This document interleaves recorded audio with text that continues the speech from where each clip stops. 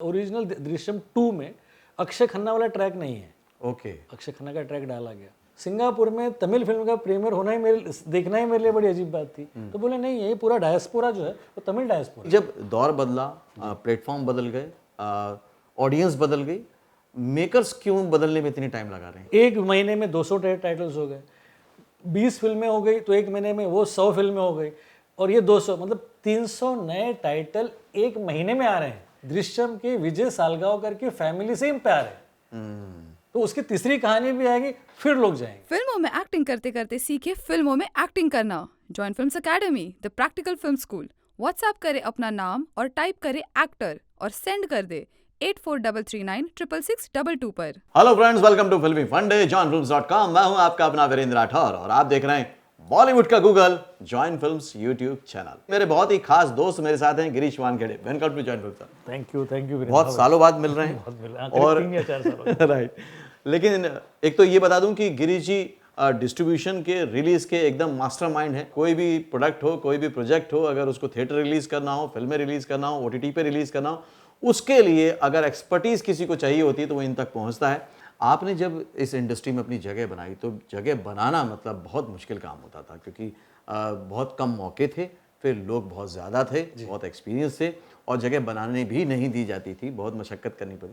लेकिन आज आप देख रहे हैं कि मौके बढ़ रहे हैं, ओटीटी प्लेटफॉर्म हो गए, फिर आप जैसे जय भीम ये ले आए, ऐप ले आए, तो अब आप लोगों को भी मौके दे रहे हो। तो तब में और अब में जो ये अपॉर्चुनिटीज़ का फ़र्क आ गया है, ये कलाकारों के लिए कितना बेनिफिशियल है? बहुत बेनिफिशियल है। मतलब ये देखिए, पुराने वक्त में, आज से 10 साल पहले, एक वीक में 10 से 12 फीचर फिल्में रिलीज होती थी। राइट। आज अपने देश में एक हफ्ते में करीब 20 से 22 फिल्में रिलीज होती हैं। तो फिल्मों की संख्या बढ़ गई है, 3 गुना बढ़ गई। 3 गुना बढ़ गई। दूसरी बात, थिएटर्स जो थे वो अनलकीली कम हुए हैं। हमारे देश में थिएटर से 10 साढ़े 10 हज़ार, अब वो 7 साढ़े 7 हज़ार हो गए, क्योंकि बहुत सारे सिंगल स्क्रीन्स कोविड के बाद बंद हो गए। लेकिन ओटीटी में समझ लो कि 35 मेन ओटीटी चैनल्स हैं इस वक्त, या ओटीटी प्लेटफॉर्म्स हैं। उसमें एक नेटफ्लिक्स जैसे ओटीटी पर एक वीक में 20 से 22 नए टाइटल्स आते हैं। तो मैं ये मान के चलता हूँ कि एक वीक में इन सारे ओटीटीज़ में कम से कम 50 नए टाइटल्स आते हैं। तो एक महीने में 200 टाइटल्स हो गए, 20 फिल्में हो गई तो एक महीने में वो 100 फिल्में हो गई, और ये 200 मतलब 300 नए टाइटल एक महीने में आ रहे हैं। 300 नए टाइटल्स के लिए कितने सारे कलाकारों की ज़रूरत है? मतलब 300 नई कहानियाँ, 300 नए डायरेक्टर, उनकी टीम और आर्टिस्ट, वो सब बहुत बढ़ता जाएगा। ये जो चीज़ है, ये एक बहुत बड़ी अपॉर्चुनिटी का टाइम है, और इस वक्त कलाकारों के लिए सबसे अच्छा वक्त है। बस उनकी तैयारी पूरी हो। तैयारी होनी चाहिए। वो फिल्में कर सकते हैं, वेब सीरीज कर सकते हैं, टेलीविजन कर सकते हैं, शॉर्ट वीडियो ऐप में अपनी बस वीडियो डाल सकते हैं। राइट। और शॉर्ट वीडियो ऐप में भी कितने सारे इन्फ्लुएंसर्स बन गए हैं। तो हर जगह, हर तरीके से ये वक्त जो है, ये कलाकारों के लिए सबसे खूबसूरत वक्त, ये गोल्डन टाइम है ना। इसी से जुड़ी बात ये है कि अब ओटीटी के जरिए और बाकी जरिए में, पहले क्या होता था कि हीरो मतलब ऐसा होना चाहिए, हीरोइन मतलब ऐसी होनी चाहिए। ये जो नए नए तरह के पर्सनैलिटीज और फेसेस को लेके एक्सेप्टेंस आया ऑडियंस का, मेकर्स का, ये कितना अच्छा है लोगों के लिए? उसका कारण ये है ना, ये बहुत अच्छा हुआ। एक्सेप्टेंस इसलिए भी ज़रूरी है क्योंकि उस वक्त जब नसरुद्दीन शाह और ओमपुरी 70s में जब आए थे, तो लोग कहते थे कि यार ओमपुरी जैसे एक्टर अगर दिखने वाले लोग हीरो बन सकते हैं तो हम भी बन सकते हैं। तो हीरो बनने के लिए ज़रूरी नहीं था कि आपकी शरीयष्टी, आपका चेहरा अच्छा हो, जैसे आपको कलाकार अच्छा होना चाहिए। तो बहुत एवरेज दिखने वाले भी लोग थे जो बहुत बड़े कलाकार थे, जो मतलब अगर मैं इसको और क्लियर करूं तो पहले जैसे ही कोई नॉर्मल फेस कदकाठी का है तो बोले ये पैरेलल सिनेमा का आर्टिस्ट है, ये मेन स्ट्रीम का नहीं है। और अभी क्या हुआ ना कि मेन स्ट्रीम और पैरेलल के बीच की जो लाइन थी वो खत्म हो गई। अब सीरियस मैन जैसी फिल्म नवाजुद्दीन सिद्दीकी करते हैं, जिसको सुधीर मिश्रा डायरेक्ट करते हैं, वो मेन स्ट्रीम होती है। मसान जैसी फिल्म पैरेलल होने के बावजूद भी मेन स्ट्रीम होती है कि उसमें विकी कौशल होते हैं। डॉक्टर जी जैसी फिल्म जो कि एक्चुअली पैरेलल फिल्म है, लेकिन आयुष्मान खुराना होने के कारण वो मेन स्ट्रीम हो जाती है। आयुष्मान खुराना ही विकी डोनर भी करते हैं, आर्टिकल 15 भी करते हैं, जो कि एक्चुअली पैरेलल सब्जेक्ट्स है लेकिन मेन स्ट्रीम हो जाते हैं। तापसी पन्नू फिल्म करती है जो कि पैरेलल सब्जेक्ट पे होती है, लेकिन वो मेन स्ट्रीम हो जाती है। तो ये जो थिन लाइन है ये खत्म हो गई, और सारे ही चेहरे एक्सेप्टेबल है। चेहरे देखकर आदमी नहीं फिल्म देखने जा रहा है, वो देखने जा रहा है कि वो कलाकार कितना बड़ा है। आज अगर नवाजुद्दीन सिद्दीकी की फिल्में चलती है या एक एवरेज जयदीप बलावत की फिल्में चलती है और वरुण धवन की भी चलती है और विकी कौशल की भी चलती है और रणबीर कपूर की भी चलती हैं, और जो ऑडियंस उनकी फिल्म देखने जा रहा है वो बिल्कुल ये नहीं कह रहा है कि वो क्या दिखता है, वो ये कह रहा है कि वो काम क्या करता है।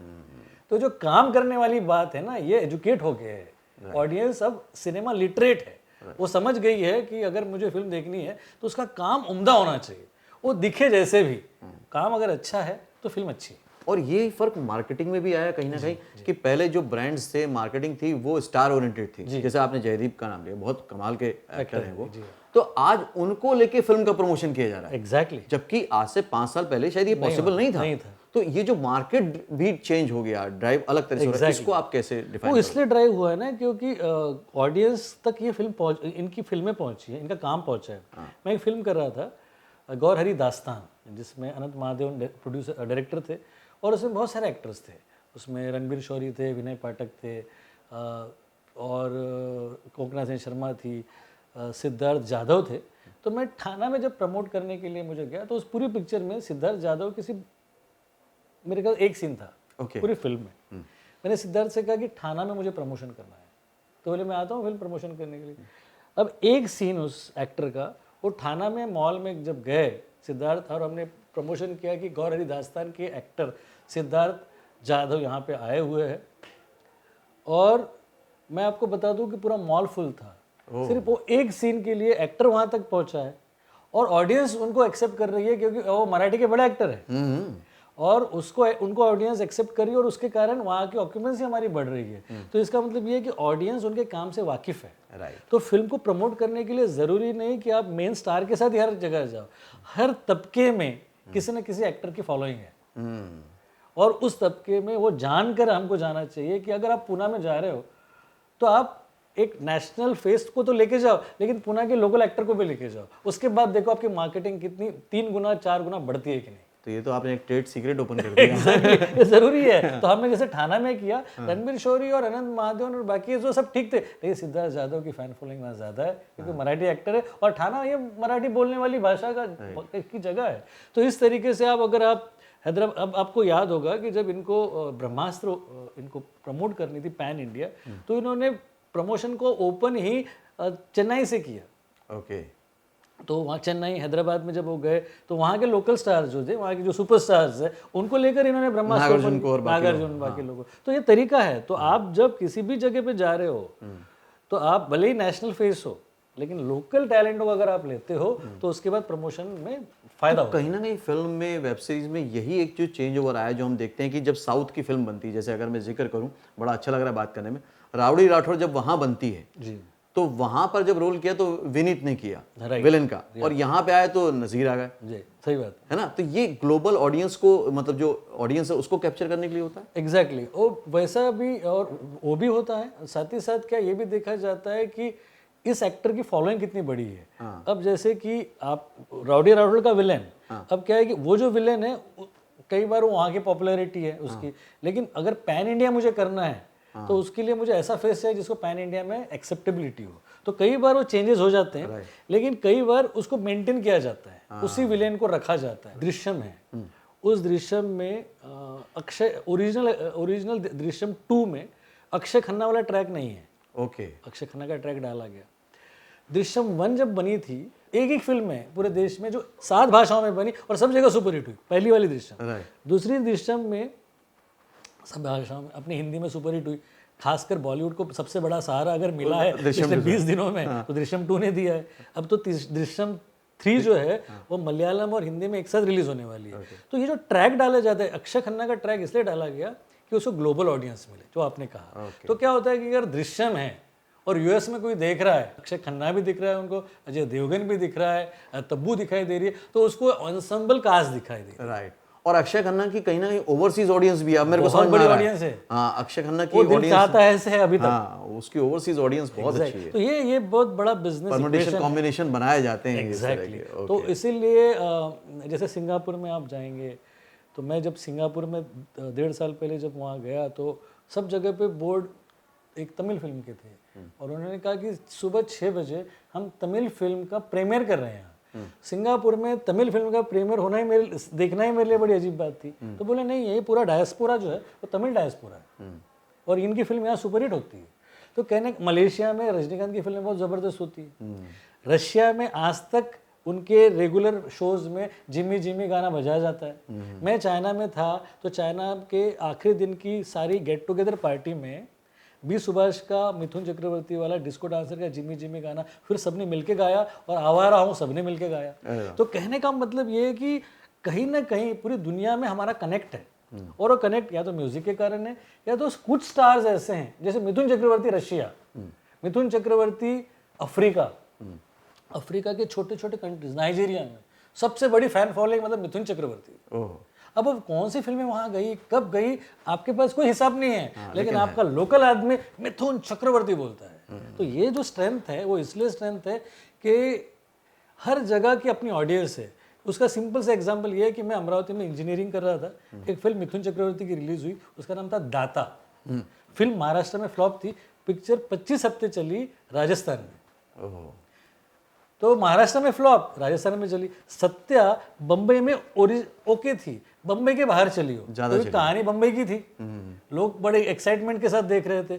तो कुछ चीजें उस जमाने में टेरिटरीज होती थी, प्रिंट होती थी, तो फिल्म में ट्रैवल करती थी वक्त के साथ। लेकिन अब वो खत्म हुआ। अब लोग फिल्मों को इसलिए देखते हैं कि एंटरटेनमेंट के साथ साथ वो कोई ना कोई उसमें हुक देखते हैं। अजय देवगन है और वो लिटरेट है, वो जानते हैं कि दृश्यम है, उनको मालूम है, उन्होंने दृश्यम हिंदी डब वाली मोहनलाल की 2 साल पहले OTT पे देखी हुई है, लेकिन बावजूद इसके लिए जाते हैं क्योंकि उनको वो जो फिल्म की ट्विस्ट एंड टर्न्स है उससे मोहब्बत है, उनको प्यार है उस कैरेक्टर से, उसको उस दृश्यम के विजय सालगांवकर की फैमिली से ही प्यार है। तो उसकी तीसरी कहानी भी आएगी, फिर लोग जाएंगे। तो ये जब दौर बदला, प्लेटफॉर्म बदल गए, ऑडियंस बदल गई, मेकर्स क्यों बदलने में इतनी टाइम लगा रहे हैं? मेकर्स अभी बदल रहे हैं, फिर भी वो क्या था ना, पहले पुराने वक्त में सारे ये इंडिविजुअल प्रोड्यूसर्स थे। राइट। इंडिविजुअल प्रोड्यूसर्स का जमाना जैसे स्टूडियोज आए ना चले गया। उस जमाने में सावन कुमार टाक होते थे, विमल कुमार होते थे, फिरोज नादियाद वाला होते, इनकी अपनी ऑडियंस भी होती थी इनकी, और ये सारे ये जो थे इंडिविजुअल थे। कुक्कू कोहली की फिल्म होती थी, फूल और कांटे। अब वो जगह बदल गई है और अब आगे स्टूडियोज, अब वाईकॉम की फिल्म होती है, डिज्नी की फिल्म होती है, यशराज की फिल्म होती है। तो वो इंडिविजुअल प्रोड्यूसर्स चले गए, स्टूडियोज आए, और कुछ ऐसे भी लोग हैं जो फिल्मों को प्यार करते हैं, जो अच्छे से काम कर रहे हैं, और इसके लिए आपको नए मीडियम में, प्रोडक्शन में आपको बॉम्बे वेलवेट भी मिलती है, आपको जग्गा जासूस भी मिलती है, और आपको क्वीन भी मिलती है। राइट। तो क्वीन इंडिविजुअल प्रोड्यूसर्स नहीं कर सकते, स्टूडियो कर सकता है, क्योंकि क्वीन में रिस्क है। तो ये जो प्रोडक्शन का पूरा फेस चेंज हुआ, जहाँ पर इंडिविजुअल प्रोड्यूसर्स खत्म होकर स्टूडियोज आए, उसमें रिस्क लेने की प्रवृत्ति अब बढ़ गई है। बढ़ गई। पुराने वक्त में आप एक ढर्रे पे काम करते थे, रिस्क ज़रा कम लेते थे, क्योंकि उनको एक श्योरिटी चाहिए थी। ये लोग, हमको मालूम है कि अमिताभ बच्चन को ले लिया जाए, आज का अर्जुन अनाउंस कर दी जाए, डिस्ट्रीब्यूटर आके पैसा दे जाएगा, टेरिटरीज क्लोज हो जाएगी, फिल्म बाद में बनेगी, फिर वो लाल बादशाह बनेगी, या जो भी है, वो तरीका अब खत्म हो गया। अब स्टूडियोज बन गए हैं, स्टूडियोज ज़्यादा पैसे दे के स्टार्स को स्पॉइल तो कर रहे हैं, लेकिन कई बार अच्छा काम भी कर रहे हैं। राइट। क्योंकि उनको मालूम है कि ये मेरे को अलग अलग पॉकेट में सेल करना है, OTT पे भी करना है, DTH पे भी करना है, थिएटर में भी करना है, तो ओवरऑल कैलकुलेशन है बिजनेस का। हाँ, एवेन्यूज बढ़ गए ना, एवेन्यूज बढ़ गए। पहले क्या था कि भाई थिएट्रिकल हो गया, ओवरसीज हो गया, और सैटेलाइट हो गया। अब सैटेलाइट के साथ स्ट्रीमिंग आ गया, स्ट्रीमिंग के साथ साथ फिर डिजिटल आ गया, डिजिटल के साथ साथ फिर फेस्टिवल एक्सप्लॉयटेशन आ गया, और फेस्टिवल पे कई बार ऐसे लोग मिल जाते हैं आपको जो नई टेरिटरी खोल देते हैं। वो कहते हैं कि भाई रशिया के लिए आप हमको दे दो। अब उस प्रोड्यूसर ने सोचा ही नहीं था कि रशिया जैसी जगह पर कोई डिजिटल के लिए मेरे से लेके जाएगा, वो तो उसके पास था नहीं। मेकर्स के लिए एक सबसे अच्छा जो अभी मैं महसूस करता हूँ, पहले शॉर्ट फिल्म का कोई मार्केट ही नहीं था, कोई ऑडियंस ही नहीं थी, लेकिन वो क्रिएट हो गया। वो डिज्नी हॉटस्टार के कारण क्रिएट हुआ।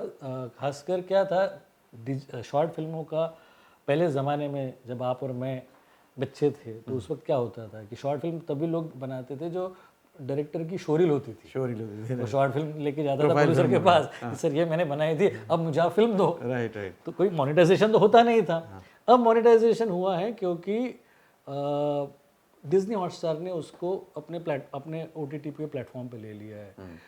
जैसे मैं एक नए OTT के बारे में कह रहा था आपको, मूवी नाम का है, उसने अपने प्लेटफॉर्म पे लिया है। अब अमेज़ॉन ने भी मिनी करके अलग से बनाया है, अमेज़ॉन मिनी, जो कि उनका ट्रेड का पोर्टल है, उस पे आया, उसमें भी वो शॉर्ट फिल्म्स ले रहे हैं। तो शॉर्ट फिल्मों का कहीं ना कहीं अब मोनेटाइजेशन होने लगा है, जो कि एक बड़ी अच्छी प्रक्रिया है। नहीं तो पहले मोनेटाइजेशन था नहीं। अब आप सोचो ना, कौन आदमी अपने जेब के पैसे निकाल कर फिल्म थिएटर पे टिकट खरीद के शॉर्ट फिल्म या डॉक्यूमेंट्री देखने जाएगा? पॉसिबल नहीं। पॉसिबल नहीं। Thank you Girish ji, thank you. क्या बात है, मजा आया आपसे बात करके। Thank you very much, thank you very much. तो मेरे साथ थे गिरीश वानखेड़े। आज के डिस्ट्रीब्यूटर्स के लिए, मेकर्स के लिए बहुत अच्छी अच्छी बातें निकल कर आई कि प्लेटफॉर्म बदले हैं, ऑडियंस बदला है, तो मेकर्स को भी बदलना पड़ेगा। कास्टिंग में लोकल टैलेंट के इंपॉर्टेंस की भी बात हुई है, वो भी कहीं ना कहीं जुड़ाव होता है आर्टिस्ट को लेकर, तो आपको भी बदलना पड़ेगा। शॉर्ट फिल्म को आप मोनेटाइज के हिसाब से अगर आप बनाएंगे तो उसको भी अच्छा प्लेटफॉर्म मिल सकता है, अच्छा अर्निंग कर सकते हैं आप उसके साथ, एक बिजनेस मॉड्यूल है। आपने क्या सीखा, आपने क्या समझा, मुझे कमेंट करके जरूर बताइएगा। इस वीडियो को लाइक कीजिएगा, दोस्तों के साथ शेयर कीजिएगा, क्योंकि इस तरह की नॉलेज कहीं पर भी कभी भी आपको नहीं मिलेगी और ये नॉलेज किसी की जिंदगी में बहुत बड़ा बदलाव ला सकती है। इसलिए इसको शेयर जरूर कीजिएगा फेसबुक पर, व्हाट्सएप पे, अपने सभी लोगों के साथ। अगले वीडियो में फिर से मिलता हूं, तब तक के लिए देखते रहिए, सीखते रहिए, जमे रहिए। All the very best. आप भी एक्टर बन सकते हैं, अपने घर शहर से शुरुआत कर सकते हैं। सीखिए फिल्म एक्टिंग और फिल्मों में काम करने के तरीके, अपने बजट और टाइम के अनुसार। जॉब स्टडी के साथ बनाएं बॉलीवुड में करियर। जानना चाहते हैं कैसे? तो जॉइन फिल्म्स अकेडमी को व्हाट्सएप पर मैसेज टाइप करें, एक्टर, योर नेम और सेंड करें 8433966622 पर। Join films academy, the practical film school.